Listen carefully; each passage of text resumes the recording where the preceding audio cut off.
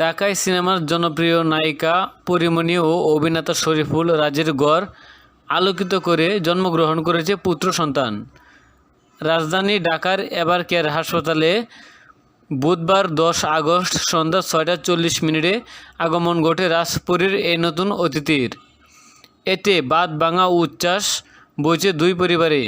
ভক্ত, শুভাকাঙ্ক্ষী, স্বজন ও সহকর্মীরা এই দম্পতিকে শুভেচ্ছায় ভাসাচ্ছেন। প্রকাশ্যে আনলেন সন্তানের ছবিও, জানালেন নামও।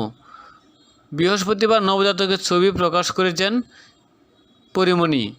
পুত্রের নাম রেখেছেন শাহীম মুহাম্মদ রাজ্য। সন্তানের বাবা মা হওয়ার খবরে শুভেচ্ছায় সিক্ত হচ্ছেন রাজ ও পরীমণি।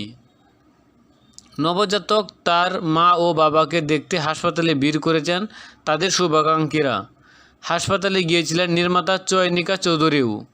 ছবিতে দেখা যাচ্ছে হাসপাতালে বিছানায় ছেলেকে পরম যত্নে বুকে আগলে রেখেছেন পরীমণি।